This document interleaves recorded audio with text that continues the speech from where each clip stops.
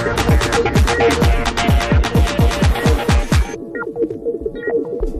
pemirsa, apa kabar? Kita kembali di Public Corner. Untuk Anda yang tinggal di daerah DKI Jakarta mungkin bertanya-tanya, kenapa ya DKI Jakarta itu daerah yang rawan dengan banjir?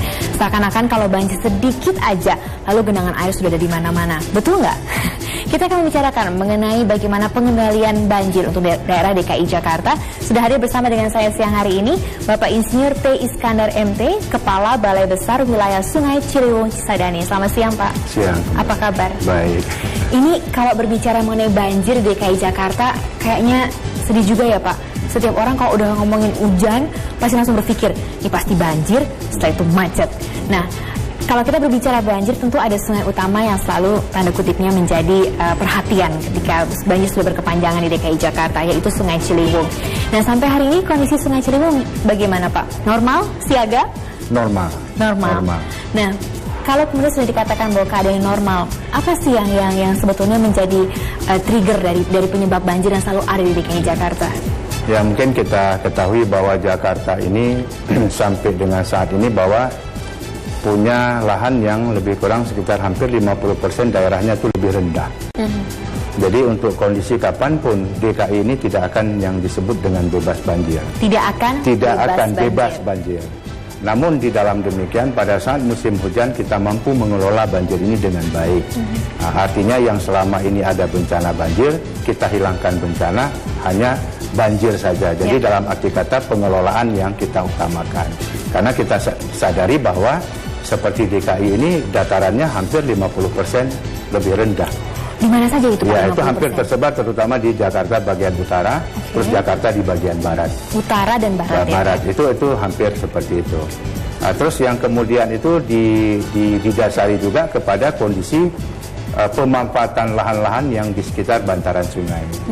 Nah, yang artinya bahwa kapasitas tampung aliran Kali Ciliwung yang ada, kita ngambil yang sungai yang besar yang ada di Jakarta, itu sudah tidak mampu menerima atau menampung aliran pada saat kondisi hujan. Apalagi hujan itu terus-menerus dengan waktu yang lama, ini juga menjadikan satu masalah di dalam kondisi Jakarta sekitarnya. Lalu kemudian apa yang dilakukan untuk mengatasi? Sekarang pemerintah pusat dan juga bersama-sama dengan pemerintah provinsi sedang melakukan kegiatan normalisasi Kali Ciliwung. Jadi Kali Ciliwung itu kita ketahui mulai dari kondisi yang ada di hulu di Gunung Pangrango, yaitu Gunung Salak, dia turun ke Bogor, Depok, dan dia bermuara ke Jakarta. Artinya itu ada 4 zona penanganan Kali Ciliwung. Jadi pertama tadi adalah hilirnya di kota Jakarta, terus kita masuk ke kota Depok dan Bogor. Selanjutnya kita di puncak. Jadi untuk tahap sekarang ini pemerintah pusat bersama dengan pemerintah daerah sedang melakukan kegiatan normalisasi Kali Ciliwung. Ini kita mulai dari pintu air Manggarai sampai ke jembatan tol TB Simatupang. Normalisasi dalam artian seperti apa sih Pak? So ini kondisi yang ada seperti yang saya sampaikan tadi, kapasitas tampung aliran sudah sangat-sangat tidak mencukupi. Artinya kita normalisasi, kita menata, termasuk kita melakukan pelebaran untuk kita menyediakan kapasitas tampung air itu maksimum. Kondisi Kali Ciliwung kita sekarang hanya mampu menampung aliran lebih kurang sekitar 200-an meter kubik per detik.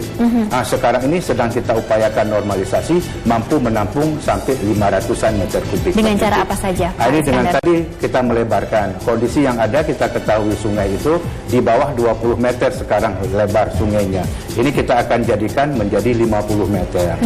Dan kondisi kiri kanan daripada Kali Ciliwung ini kita membangun penataan dengan jalan inspeksi. Ini juga alternatif yang mungkin dapat mengurai kondisi-kondisi kemacetan yang ada di sekitar yang berhubungan dengan Kali Ciliwung sebagai jalan alternatif di kemudian hari. Jadi kalau ini selesai, kira harapkan sampai dengan 2016, di samping normalisasi teratasi terhadap menjaga kapasitas tampung air yang akan datang dan juga memberikan ruang jalan yang baru sepanjang lebih kurang sekitar 38 km. Oke, sudetan-sudetan juga dilakukan ya Pak Iskandar? Iya, sudetan-sudetan juga ada. Itu termasuk yang sedang kita lakukan. Ini masalah sudetan dari Kali Ciliwung ke Kanal Banjir Timur sepanjang 1,27 km. Ini adalah kita bagaimana berupaya memotong puncak banjir yang terjadi di Kali Ciliwung. Ini akan dipotong sebanyak 60 meter kubik per detik. langsung dia tidak melalui proses muaranya ke yang ada di kanal banjir barat, tetapi kita bawa ke kanal banjir timur. Ya. Tapi kanal banjir timur sudah bisa menampung sulitan tersebut. Sudah menampung untuk kapasitas 390 meter kubik per detik. Ini cukup safe. Jadi pada saat kejadian banjir kita durasi dari Januari sampai dengan Februari 2013 dan kondisi di sana cukup aman. Oke.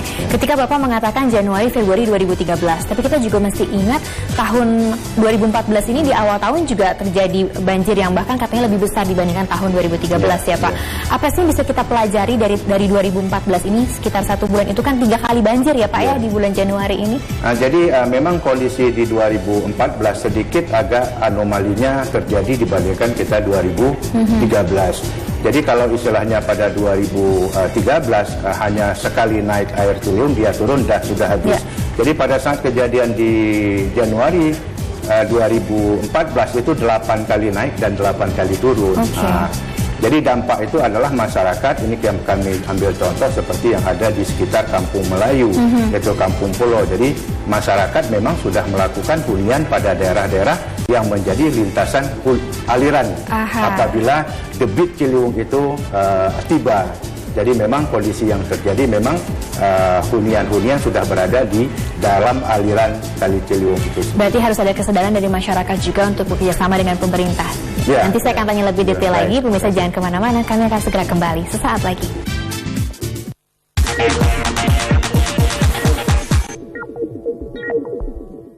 Didukung oleh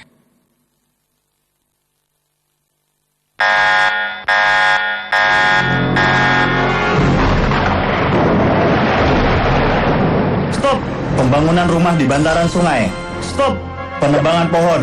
Stop membuang sampah di sungai. Sungai yang terjaga, tertata asri, tidak memberi bencana, tapi memberi rezeki. Peran dan kepedulian Anda kunci kelestarian sungai. Mari bersama menjaga sungai. Inovasi terbaru, sikat gigi Formula Nano Charcoal. Bulu sikat charcoal 3 kali lebih higienis, efektif menghambat pertumbuhan bakteri. Formula Nano Charcoal, lebih cepat bersih, lebih higienis.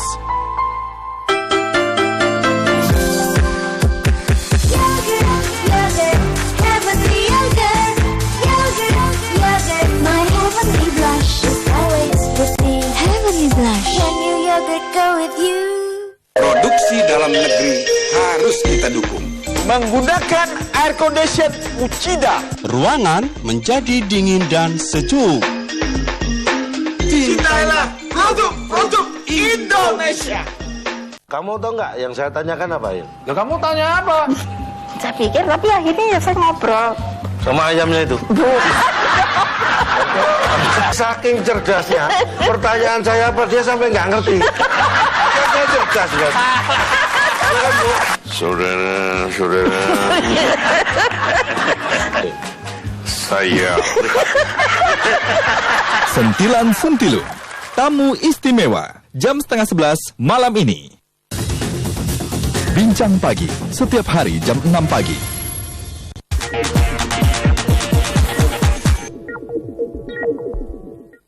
Didukung oleh Pemirsa, di DKI Jakarta ini terdapat 54 wilayah rawan banjir. Bagaimana kemudian cara mengendalikannya? Saya masih bersama dengan Pak Iskandar. Pak Iskandar, ini 54 wilayah rawan banjir. Kurang lebih di angka tersebut ya Pak. Nah, sebetulnya di titik mana yang paling rawan yang masyarakat harus betul-betul berhati-hati? Ya, ini di sekitar Kali Ciliwung. Ini mulai kita melihat kondisi yang terjadi apabila hujan datang. Itu di kira-kira antara Desember ke Januari, itu di sekitar Kalibata. Kalibata di posisi daerah Rawajati.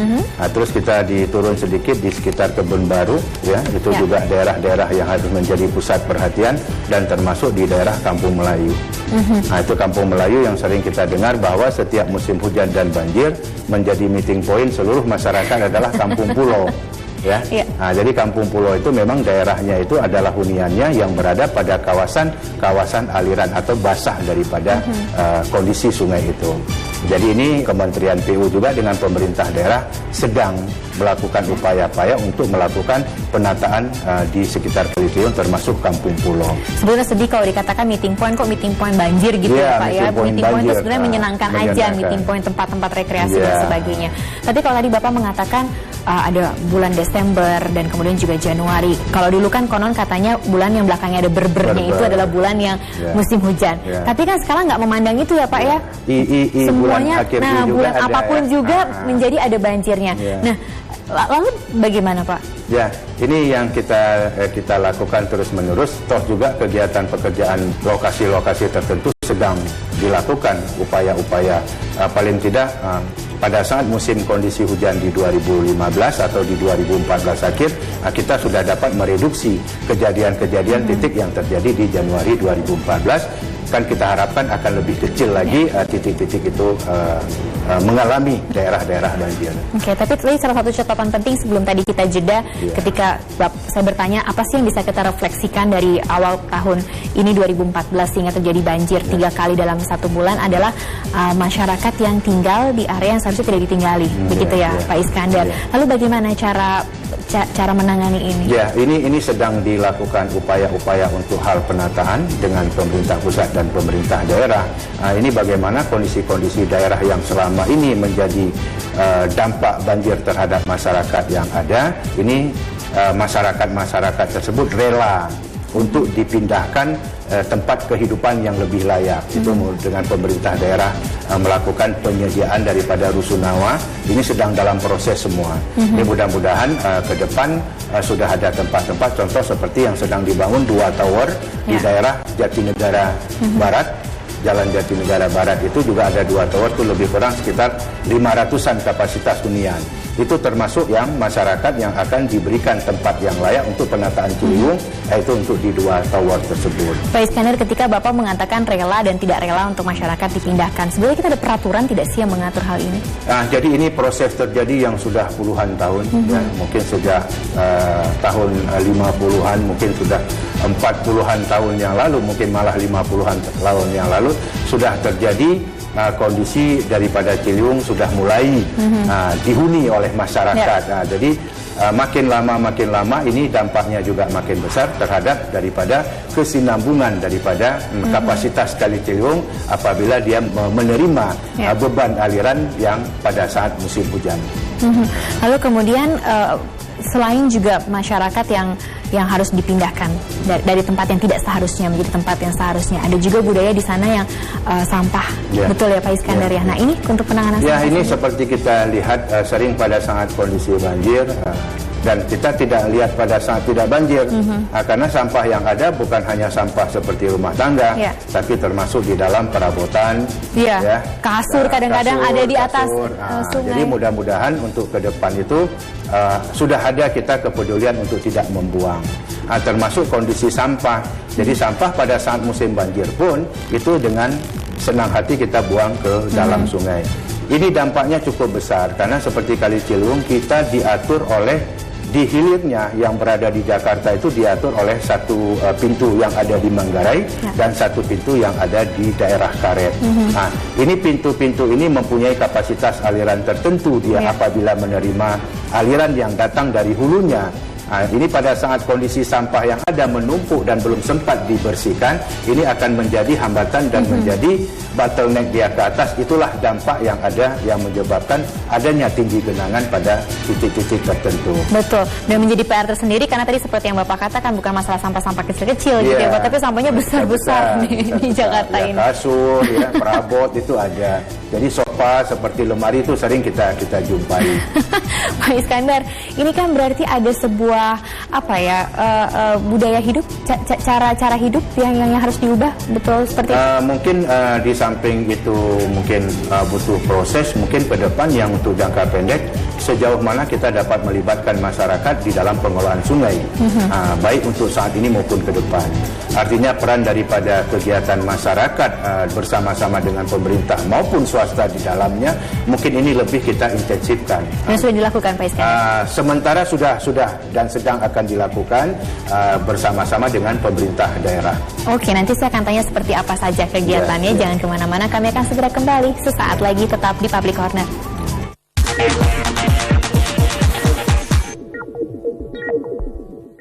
Didukung oleh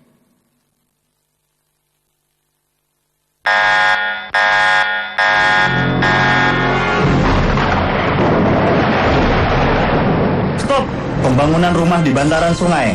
Stop penebangan pohon. Stop membuang sampah di sungai.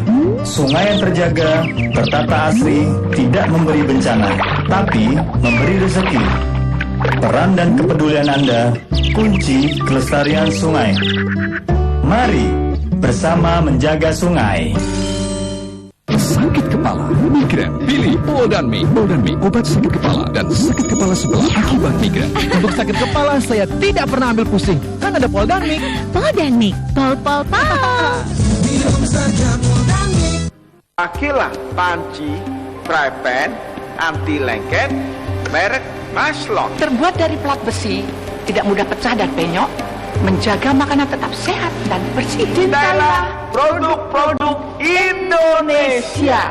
Tidak ada yang lebih mulia dari apa yang sudah dilakukan 10 tahun oleh Eagle Awards. Mengajak generasi muda berperan secara kreatif di dunia film. Pasti di baliknya ada kerja keras, ada kerja sungguh-sungguh. Ini menjadi salah satu yang menjaga ekosistem supaya perfilman Indonesia tetap terjaga dan memang harus dibangun. Salah satunya dengan event seperti Eagle Award ini.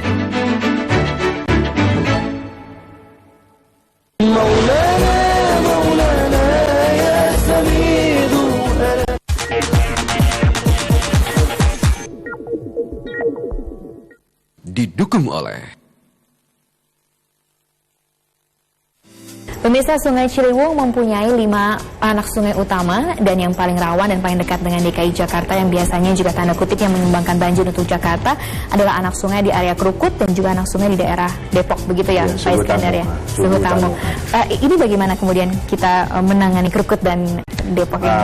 Ini seperti kita melihat Krukut, kalau mungkin tidak kita ketahui, lebih kita kenal daerah Kemang, ya, daerah Kemang, dan dia itu dialiri oleh anak sungai Mampang.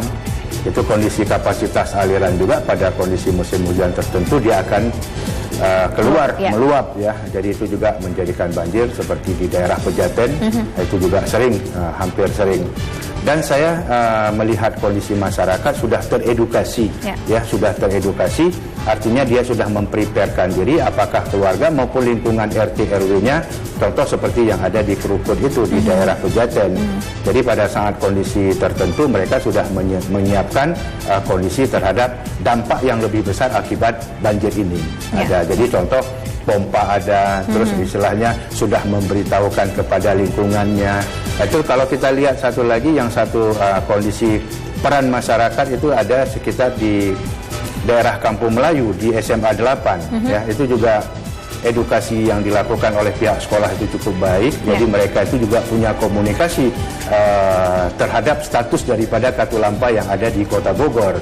Jadi kondisi hujan di sana, jadi pihak sekolah itu bisa berkomunikasi meminta apa tanda-tanda yang akan terjadi. Apakah hujan sudah ada, terus tinggi muka air di Katulampa, bagaimana statusnya, itu lebih kurang sekitar antara 10 sampai 13 jam sebelum dari saya sampai kita di Jakarta. Tapi itu belum di semuanya ya Pak ya? Belum di semua area? Sudah, sekarang ini masyarakat sudah sedikit tahu karena hal-hal tersebut sudah terulang ya.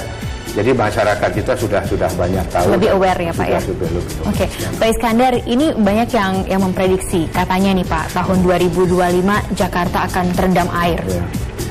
Lalu kita mesti lakukan apa Pak Iskandar? Jadi yang paling penting itu ke depan itu jangan salah kelola kita. Ya, seperti kita ketahui bahwa dataran daerah Jakarta terutama bagian sisi utara ini itu tahun ke tahun setiap tahun mengalami proses penurunan. Jadi kita ngambil contoh di sekitar Pluit itu belum 1 tahun antara 10 sampai dengan 11 cm terjadi penurunan.